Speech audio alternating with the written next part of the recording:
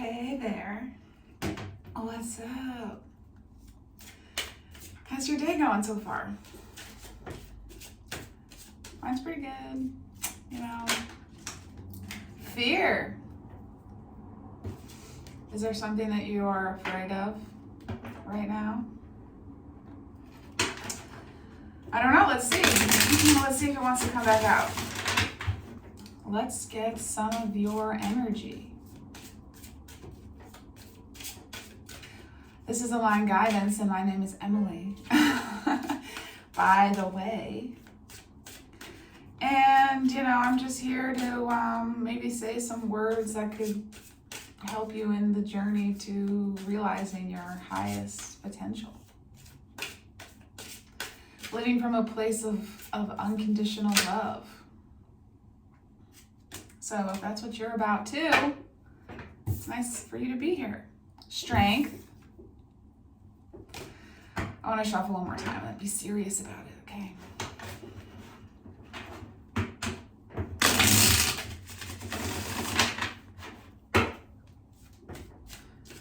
Maybe I don't want to use these right off the bat, actually.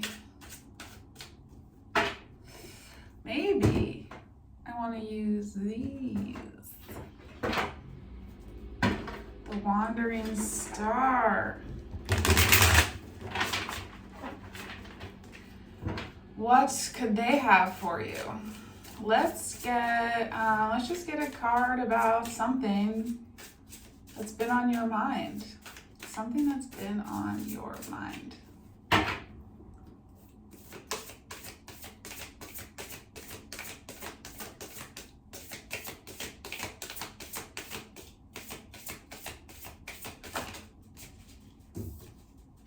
The Three of Cups. Okay. I wonder, is this about your friends and family? It could also be about, for me in this deck, the Three of Cups is about spirit guides. So I wonder if you have questions about that. Because the traditional just meaning is friends, family, abundance. It's a lot about joy and celebration and going out with friends and just like this light kind of, you know, jovial energy. So I don't know if that's what you want to know about, or do you want to know about the spirit guides? I'm kind of being drawn to the spirit guides. I'm more curious about that. So maybe you have some sort of question about how to connect with them, or who they are, or how they're trying to send you messages, or how to just like deepen your relationship with them. Or maybe you're just curious, do you have that? Or I don't know. It could be a lot of different things. Let's just get into it. And if that's not your question, then I guess this isn't your reading. So what do you want to know? I can tell you do have spirit guides, because everybody does. So what is it about them you want to know about? I don't know. I'm being called to like split this deck over here and just see the card that comes up. Comfort. You want to feel a sense of comfort, and your spirit guides, receiving messages from them can give you that sense of comfort, and that's what you want. Okay.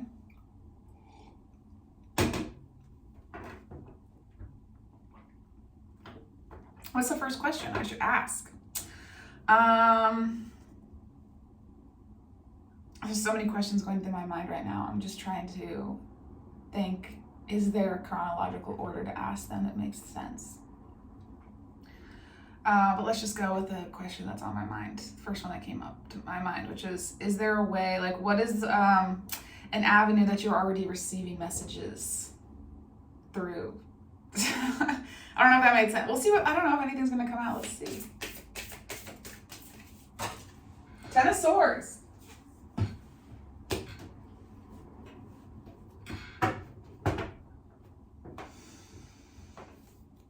That's about endings and final endings. It's a chapter has ended. So it could be that they're communicating to you through, well, so also swords are thought energy. So, but I mean, that's obvious. Like they're always, I mean, I guess it's not. I'm sorry. It's not very nice, I guess. I don't need to go through all these caveats. It's fine. So, and now I lost the thing that I was going to go on. So it could be so I guess it's, okay. Sometimes it's not your thoughts, but it's your feelings, and your intuition is like the subtle body. But sometimes it is your thoughts, and sometimes it's, or, people talk about your gut feeling, and I don't know what I'm trying to say with this. I think the thing that I was saying first makes more sense. That endings coming into your life is a way that they're communicating with you. There's some sort of ending. This is saying to me that it's divinely guided somehow. The Ten of Swords came out last time.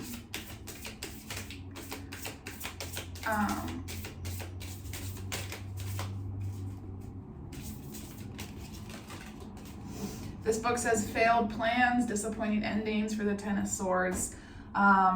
But the phrase rejection is protection is really true.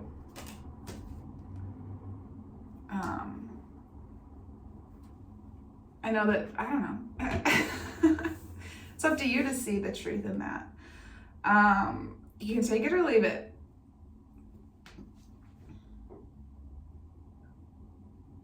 So now you're in a place of having a lot of confusion. There could be, I'm just getting like confusion. I'm just getting, it's like walking in a dark forest and there are a lot of converging paths and you don't know which one to take. I'm just reading in here to see if there are any card combinations that could be applicable. This is a great book, by the way, Easy Tarot Combinations. And it has the applied meaning of the whole card and then common associations and what they mean. And it has like the little picture and a couple of like a snapshot of information about the cards. It's really been fruitful for me. Okay. So we've got the Empress under the Three of Cups and the Seven of Cups under the Ten of Swords. Something to do with your emotions is really in play right now. So your guardians, not guardians necessarily, but I mean, I get, they're leading you to the Empress energy. And you just have to trust that they are. And I know it's like, oh, you just have to trust. And but that's kind of like the whole point. Is the trust. That's what faith is. That's what that word means. So this is confirmation for you to know that is true. And so right now there's this Ten of Swords energy. And so it can, maybe you feel like, why would I trust my spirit guides when they've led to this ending? If they're trying to communicate to me through things not working out, through endings coming into my life, why would I trust them? Why would I believe in them, that they have my best interest in heart and all this kind of stuff? Yes, okay, I hear you. But this is the Empress. Do you see it? And the Empress is full of abundance and just joy and happiness, and people look up to her, and she respects others for what they bring to the table, and people respect her, and she's just full of love and beauty and just has everything that she desires. And so your spirit guides are bringing you to that. And sometimes you, as a physical being, are all caught up in the physicalness of being, and your spirit guides see everything, you know? And so they have a better viewpoint of how to get you to your ultimate abundance. They just know better than you.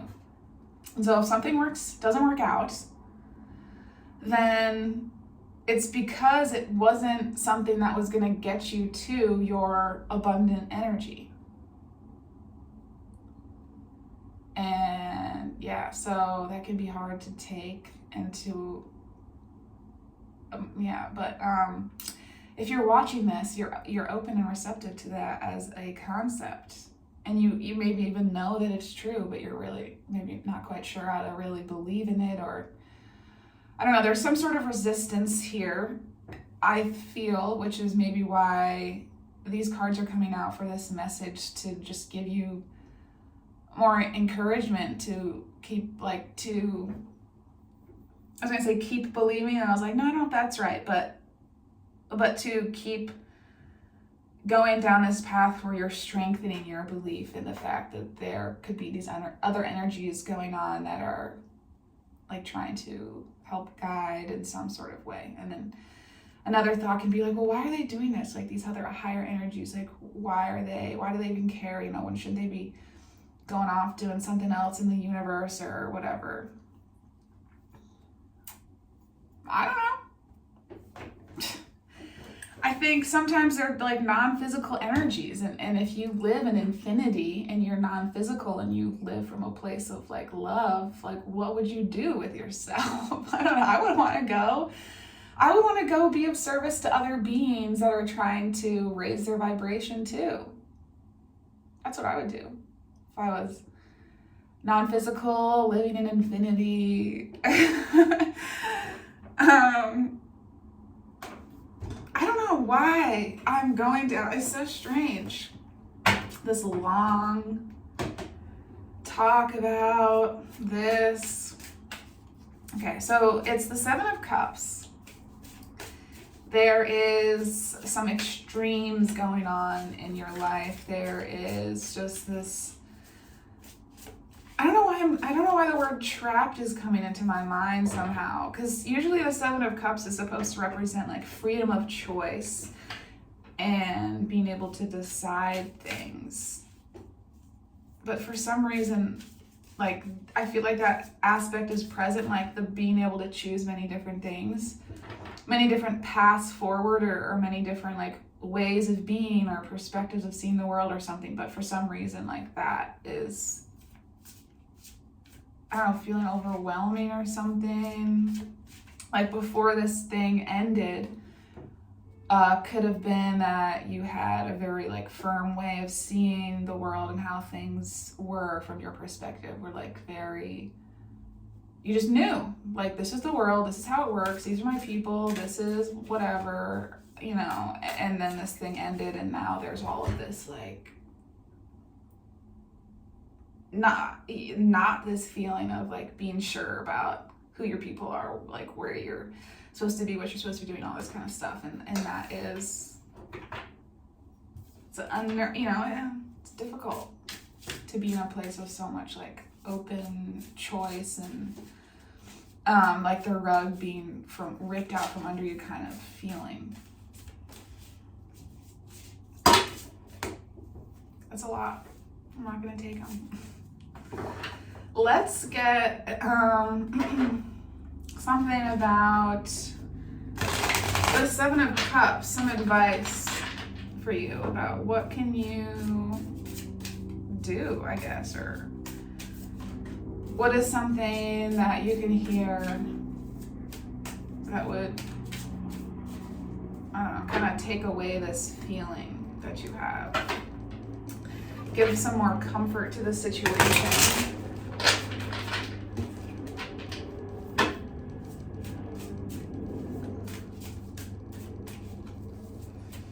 Let's see, is there an energy you could lean into more to help you during this time?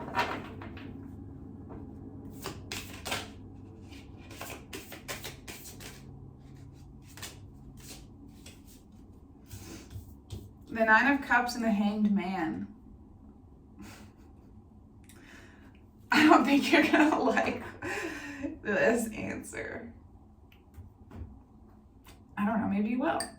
So the Nine of Cups is about happiness, optimism, joy, being by yourself. So yeah, it's just being self-confident in who you are by yourself. You don't need anybody to feel happiness or to feel connection. Like, yes, we are human beings and we're social as creatures, and it's important to be around other people. You know, like, I'm not saying it's necessarily should be that everybody lives like as a hermit in the mountains and we don't interact with each other. No. But your sense of like happiness doesn't come from anybody else. And so it's important to achieve that feeling and knowing that your true, like your full happiness, just you can attain that by yourself, and it's important to attain that alone is the advice, is to do that. And then the second advice is to accept the fact that you're in a period of waiting right now. This is the Hanged Man, and the Hanged Man is the caterpillar's cocoon. It's a period of stasis, of transformation, of having to stay still, like liquidate the previous version of who you were in order to build something new so you can reemerge as a different creature. And the caterpillar can't become the butterfly without that like pause, without that period of not doing anything. So we all need that. We all need time for reflection. It's the rebirth phase. And you have to develop those new structures in your mind, those new neural pathways that are going to make you that new person. This like ideal version of yourself who's like really happy alone. And when you're really happy alone, it's so easy to find people to be happy with. It is. So, yeah. That's my advice. That's the card's advice. I'm just simply a messenger, okay? Let's get you a little animal.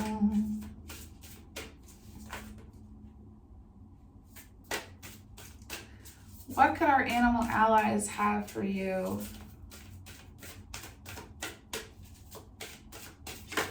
Woo!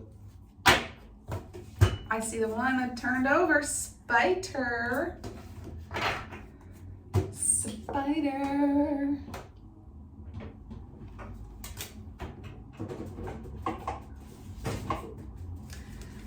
What do they want you to know? Spider thinks you should be considering your creative force, weaving dreams that become reality, a symbol of infinite creative possibilities. I was watching a YouTube video, and this phrase was really as a spiritual one, and it said, if this space-time reality has created within you a desire, then this space-time reality has the capacity to satisfy that desire for you. Spider teaches that you are co-creator in your own fate. You get to decide how your story goes. We can be the dreamers, the manifestors. Don't get caught in a web of false beliefs and illusions. Spider reminds you to create and to look for new opportunities and points of view. Life is always being woven. Right now, pay attention, be intentional, and weave the life and the future that you want. If you don't pay attention, you may inadvertently weave a life that you never intended. So maybe this ending was a way for you to get out of some sort of life that you would unintentionally weave for yourself.